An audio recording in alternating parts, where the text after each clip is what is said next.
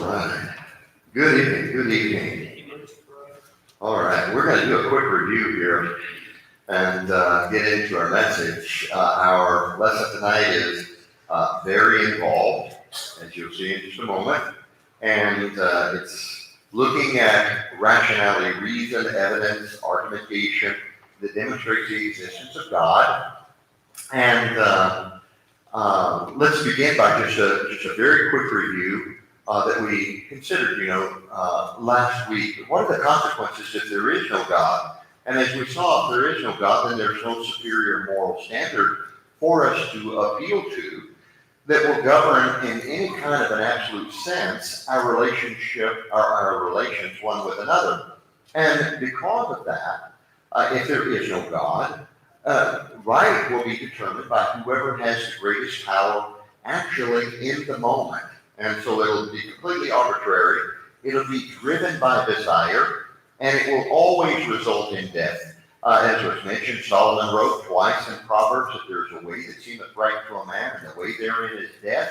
And that's most certainly true. As I mentioned to you when I first read that, I assumed that Solomon was speaking of spiritual death. We pursue that which we perceive to be right, according to our desires, and that cuts us off from God when we transgress His law. But the more I reflected on it, and actually the more I experienced life and became more familiar with history, the more I began to realize that anytime you have an individual with sufficient power, or any power, who does not accept the existence of God, from his perspective, there might as well be no God, so there is no superior law. And so his authority is superior to anyone else's. It's driven by his own preferences, his desires, his prejudices, and so on. And it results in some of the most horrific. I'll be just flipping through the slides here very quickly. There'd be no superior moral conduct, might would make right. The group or individual who possessed the greatest power would rule, and you would have, in effect, an oligarchy or dictatorship. And of course, we have countless, not just three, but countless examples of this very thing. And we witness it in the lives of individuals, not just history and considering the various despots and tyrants that have lived. No, we've seen it in the lives of individuals. In fact, we struggled with it ourselves. When we lived in accordance with our will as opposed to God, we in a sense were living as though there was no God, and therefore I can do what I want to do. I can do what I want to do. And that's a desperately brutal place to go. It's a very destructive place to go. Okay? Come back. There we go. All right. So there wouldn't be any superior light. As G.K. Chesterton stated, it is often supposed that when people stop believing in God, they believe in nothing. Alas, it is worse than that. It is far, far worse than that. When they stop believing in God, they believe in anything. They believe in anything. And that always leads to the destruction of those who are inconvenient to their desires. It just does. That's the way that it works. And so Jordan B. Peterson, 2 or 3 years ago, but he has grown much more drawn to the Lord, as has his wife over the past few years. But he said 3, 4, 5 years ago, he was being asked in an interview about God, do you believe that God exists? And he says, well, we should all live as though he does, because if we don't, this is an incredibly brutal place to exist. And he was exactly right, of course. History proves that out. So, some of the argumentation that you're going to be seeing this evening is from Brother Samuel G. Dawson's book, Foundations of Faith, and I strongly encourage you to get the book. It's excellent. It's a very involved. Sam is a very, very brilliant man. He's a retired physicist. He worked for NASA and worked on the Minuteman project. He was a mathematician by training, and because of that, he approached Bible study with that perspective in mind, looking for the evidence, and all the evidence related to the subject in order to draw sound conclusions. And that's reflected in the various books that he has written. So what we'll be looking at this evening will demonstrate that reason involving various facts establishes the existence of God. The existence of the physical universe is proof that God exists. This is alluded to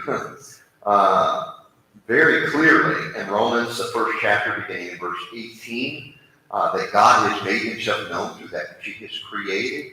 And the more we there, and it just touches on it, and that we are without excuse if we reject him because of that. For that which he has made demonstrates his eternal power and his divine nature. Now, it just touches on it to that degree because this is the evidence is so incredibly involved. It's so incredibly abundant, okay? We're going to be considering something here that God exists. We're going to be considering three questions. And what I'd like to do is I'd like to articulate the questions first, and then we're going to go into them and some of the argumentation provided by Brother Dawson, okay? And the reason I'd like to cover them first is because, as you're going to see as we get into this, it's rather involved, so please hold closely to it. And I hope that I'm able to explain it and go through this in a way that is helpful, okay? So the first question that we'll be considering, the first possibility, or first question is, something either exists or nothing exists. Now, of course, there is a superabundance of evidence appealing to our natural senses and our rational minds that argues for the existence of something. And it's just everywhere. It's as solid as this podium here. The second question is, either that something came from nothing, which we have no evidence whatsoever to support that possibility, or it came from something. And then thirdly, we'll consider that something is either physical or it has to be non-physical. And we'll see it cannot be physical because all that is physical is in the process of deterioration. Therefore, it can't be eternal. When we look at this physical universe, it cannot be eternal. According to the first and second laws of thermodynamics, it's actually involved in the process of dissolution. And it is, and that's simply undeniable. That's inarguable. That proves that it is not eternal, and therefore it had to come from something that is non-physical. Wonder who or what that could be. And what we're seeing, we're really just simply getting into the physical evidence that manifests itself to us, our experience with that evidence, and what's the logical conclusion that it leads us to. And the Lord appeals to that in Romans 1. All right? So, either something exists or nothing exists. Something that all intelligent people surely agree on is that something exists or nothing exists. If nothing exists, Sam argues, you and I, the earth, the sun, the stars, nor anything else exists. Undeniable evidence demands the conclusion, though, that something does exist. At this point, we're not trying to say that God does, just that something exists. All right, that's all we're trying to say. Is it something? Someone says, well, that's just, of course. Listen, you've got a good point if the response to it is, well, of course, because, of course, that's true, because all the evidence points to it. You see, it's a rational conclusion. I exist, so do you. It would be irrational to deny that, okay? So, the fact number one, either something exists or nothing exists. And obviously, something does. Something does. Okay. Next, something has always existed, or the alternative is that something came from nothing. Well, that's very problematic.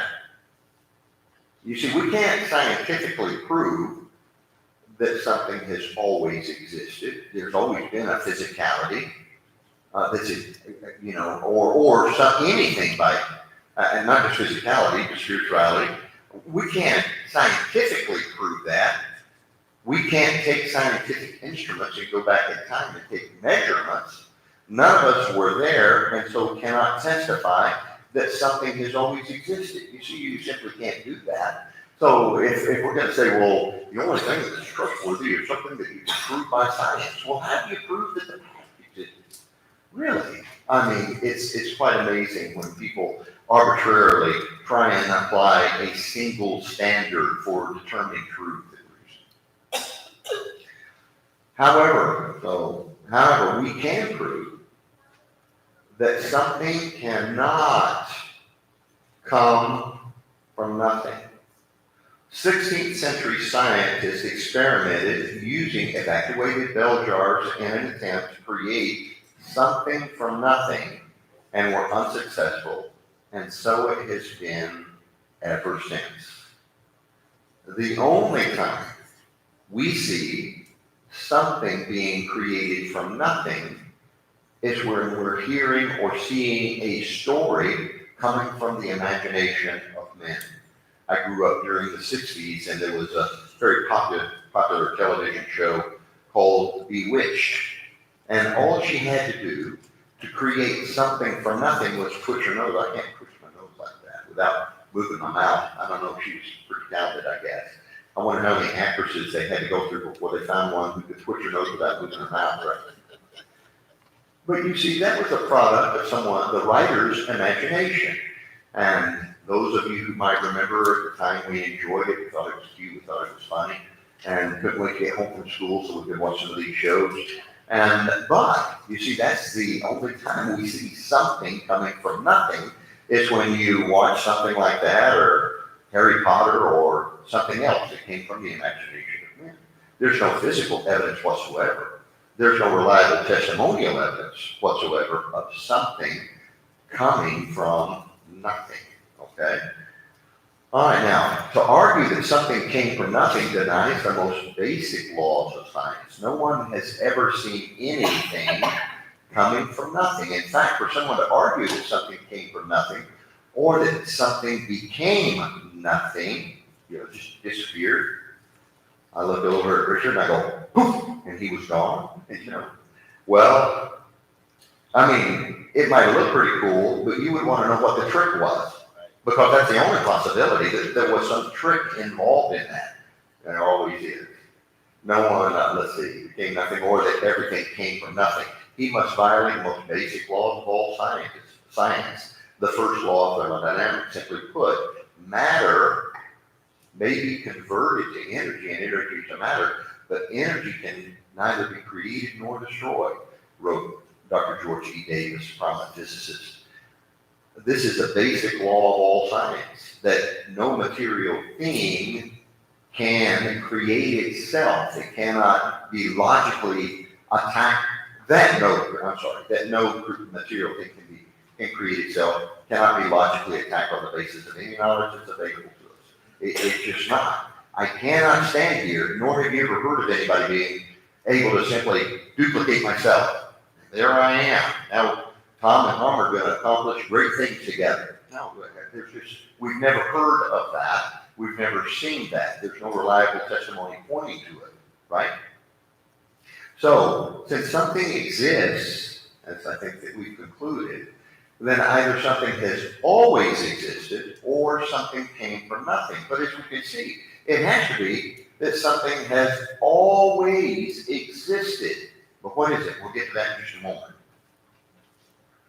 That which has always existed is either physical or it's non-physical.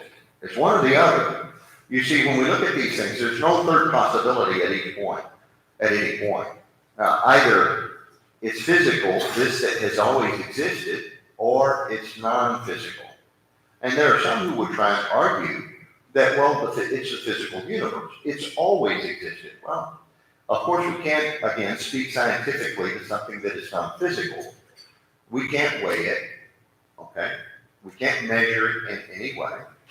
However, we can say scientifically and factually that nothing physical has existed for all eternity. We can say that. Someone may say, well, you show me God. Tell me how big he is. Let's see the measuring tape. How much does he weigh? Okay, I can't do any of those things. All right? I can't physically see him. No, we're not trying to argue that we can. All right? But there are some things that we can do. One thing that we can know is that which is physical, anything that is physical, cannot be eternal. It simply cannot. We can say scientifically and factually that nothing physical has existed eternally. To say such would be to violate the second law, most basic law of all science, the second law of thermodynamics. The second law says that in any energetic process, though energy is conserved, some of the energy is rendered unavailable for future use. I realize this stuff is really involved, and it's not. Obviously, it's not my sphere of study and reflection, but this is desperately important, and it is simply demonstrating that those things that are physical from our body to this universe cannot be eternal because of the laws of nature that are ascertainable. You can actually see this. The second law says that any energetic process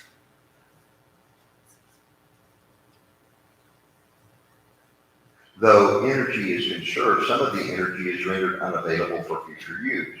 Lincoln Barnett wrote, although it is true that the amount of matter in the universe is perpetually changing, the change appears to be mainly in one direction, towards dissolution.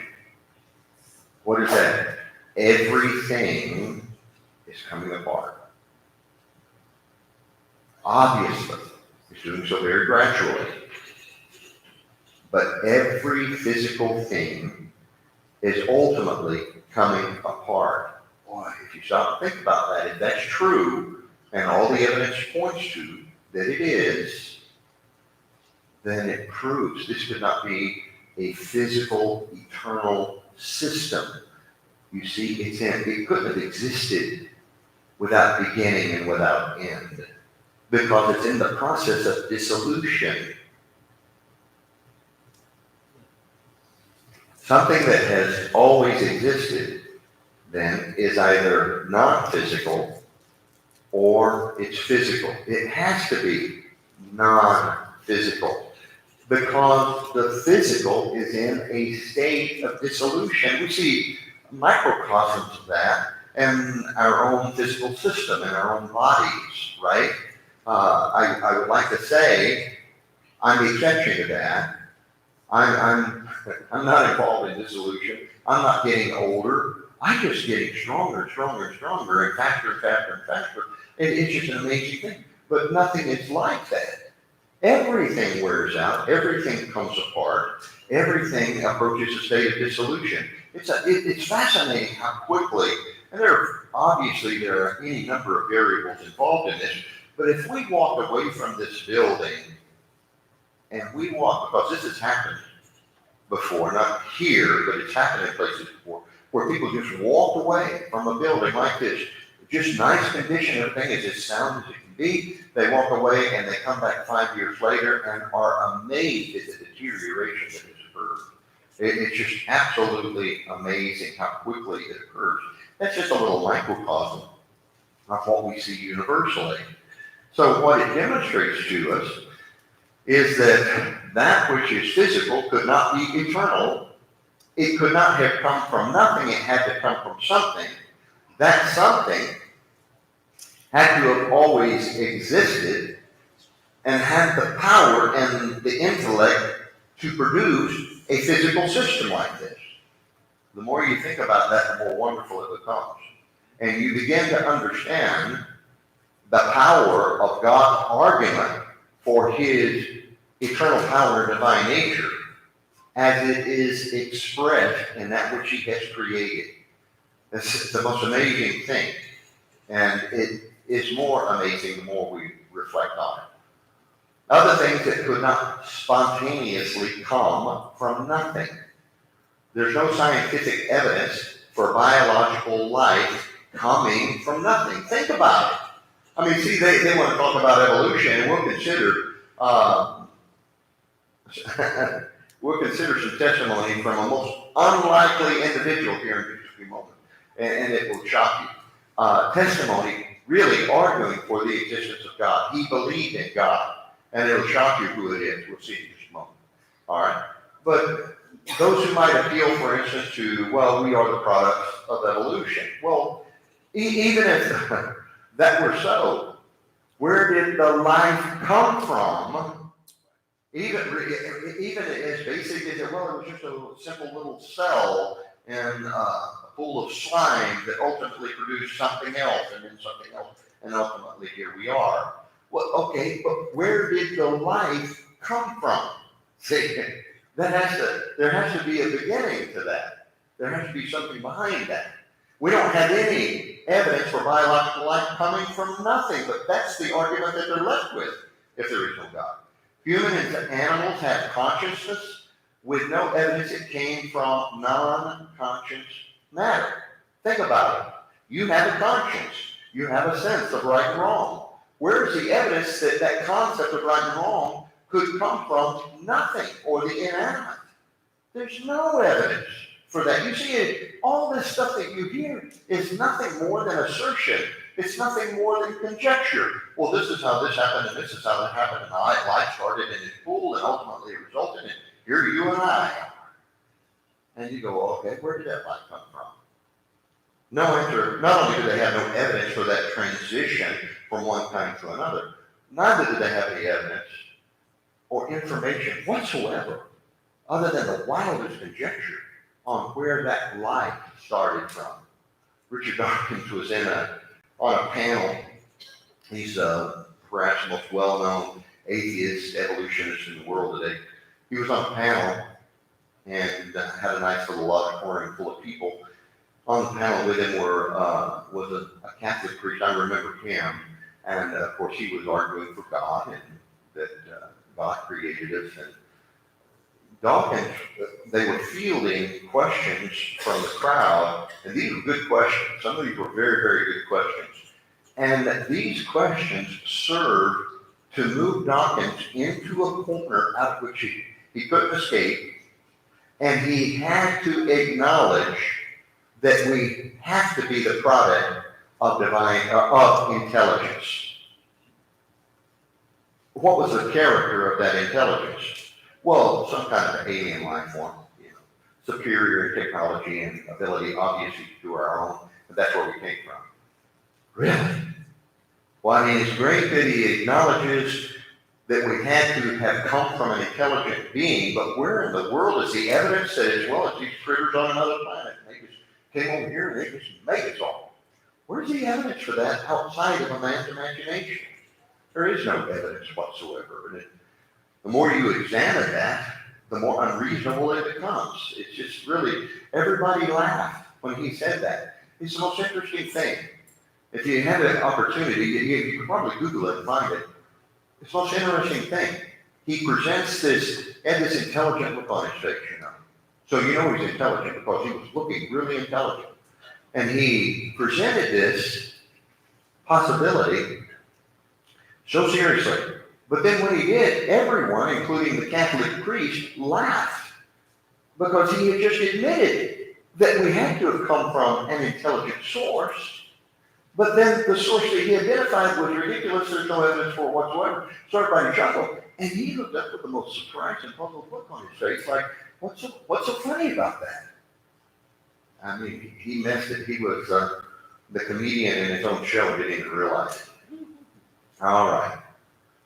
Rationality and intelligence coming from mindless matter. Where is there scientific evidence for that? Where is the evidence for the common morality that you see throughout the world?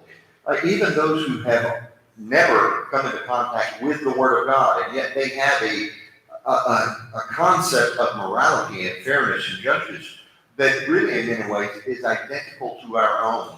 To them, murder is wrong, rape is wrong, stealing is wrong, irresponsibility is wrong. Constant contention is unacceptable. Well, where did they learn that? Where did they learn that? We are driven to the conclusion that biological life, moral sense, consciousness, rationality, and intelligence arose from the eternal, non-physical entity that created all things. This conclusion is based on the most secure generalizations of all science. He rather made an argument from the Word of God. This is just from reason and the evidence in our experience. Those things that we are familiar with. These are the very qualities, of course, that the Bible attributes to God. This is what we see when we look at God, one who would have this ability. Now, what I'd like to do is this is just fascinating. All right, these were letters written by Charles Darwin, the father of modern evolution, to his son Francis. Another source of conviction in the existence of God, connected with the reason and not the feelings. This is not feeling driven, it's reason driven. Impresses me as having much more weight. This is Charles Darwin arguing for the existence of God. That's in effect what he's doing. This follows from the extreme difficulty, or rather impossibility. Listen to the power of his argument. It's a brilliant argument. This idea regarding the existence of God, it follows from the extreme difficulty, or rather the impossibility of conceiving this immense and wonderful universe, including man with his capacity of looking far backwards, the memory that we have, and far into the future as a result of blind chance or necessity. He's arguing against atheism here, when thus reflecting, I feel compelled to look to a first cause. So I'm a God, an intelligent cause. Not just intelligent, but an all-powerful intelligent cause. Having an intelligent mind in some degree to that of man, and I deserve to be called a theist, a believer in God. And he didn't believe that this was God's word, all right? And there were a lot of other things that he was mistaken about, okay? But he looked at this universe with its order, and then especially in consideration of man and our capacity to look to the past and learn from those who have come before. This technology, everything that we're experiencing and enjoying right now, we do so because of the efforts of those who lived before us.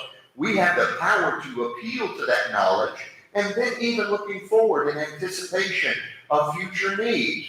Liz and I, yesterday after I left the range, we had a great running session yesterday morning, and I hit 75, and I'm heading 75 to Anna. Anyone who's driven that here recently knows all of the clearing that's going on either side of Highway 75. In anticipation of what? The absolute demands that Grayson Colony and Grayson County are going to be experiencing in population. You see, well, where does man get that capacity? What animals do you see? If you stop to think about this, if you were to observe a lion in the wild today, and you could go back 5,000 years and observe his forebear, 5,000 years ago, what would they be doing differently? Not a thing. They haven't learned a thing. They don't have that capacity to learn from the past. They don't have the capacity to anticipate the needs of the future. Amazing, but man does. And this is one of the things. And we can conclude a number of things about Darwin, but he was an intelligent man. He was very interesting man in some ways, and he was developed with a serious capacity, and he looked at mental capacity, and he looked at this and saw there has to be a God. There's got to be this first cause. This conclusion was strong in my mind about the time, as far as I can remember, when I wrote The Origin of Species. And it is since that time that it has very gradually, with many fluctuations, become weaker. Yep. So there were times, as time passed, his confidence in the existence of God, this first cause, grew weaker as time passed. I can imagine why. It was his association and his fame, okay, and those that were drawn to him wanted to believe everything that he had concluded, and so he succumbed to their influence and lost sight of those original undeniable truths that were unavoidable. But then arises the doubt. Can the mind of man, which, as I fully believe, been developed from a mind as low as that possessed by the lowest animals, be trusted when it draws such grand conclusions? Now, you're going to see Brother Dawson point out the perfectly inconsistent rationality expressed there.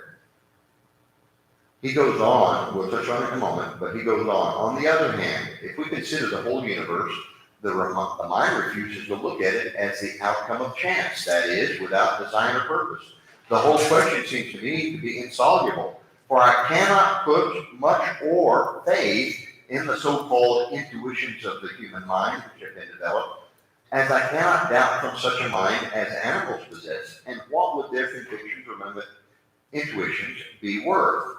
Oh, bless his confused heart. All right. Sam wrote concerning those two expressions of confusion that Darwin revealed in his letter to his son. Darwin couldn't trust his mind when it drew the conclusions that God must exist from nature. I don't think I can trust myself in this. Really? But one has to ask the question, with what then did Darwin conclude that his mind had developed from the mind of the lowest animals? Wasn't it that same mind which he said he couldn't trust? Why could he trust it on evolution, but not on the existence of God? It's the most amazing. You see the convolution that he was involved in, the contradiction that he was involved in. He couldn't accept the conclusion that God exists in spite of the design and the universal design and the vastness of the design throughout the universe, pointing to a divine being who had the power, the intellect to produce this. You see, I don't think I can accept that, but I can accept that we did evolve from the lowest forms of life, even though I don't have any factual evidence for that. And he did. He did. Now we're looking at 150 years later, we might look at that and we go, again, by the way, he spoke to this. If we were to look, if in the future, he was absolutely certain that as archaeology continued to progress, that there would be evidence uncovered in the various layers that showed a transition of one kind to another. Our subject this evening is not evolution, but I'll just touch on it. Of one kind, all right, transferring or becoming another. And yet, after 150 years and billions, literally billions of fossils being uncovered, there is one example of one kind transitioning into another. Right? He also said that if in the course of the coming years, in archaeological digs, if we are to uncover, for instance, mammals in the same sedimentary layer as we do dinosaurs, then that would prove that evolution was not true. Well, that has been discovered. Many, many, many examples of it. Of course, the argument then is made they have something to default to. Well, that was just an intrusion. There was a great crack in the earth and a horse fell in and fall among the bones of a bunch of dinosaurs. Well, okay. We can just make anything up as we go along. But what's the most reasonable conclusion? There was it's so regrettable. God blessed him with a brilliant mind. He did. He blessed him with a brilliant talent of communication.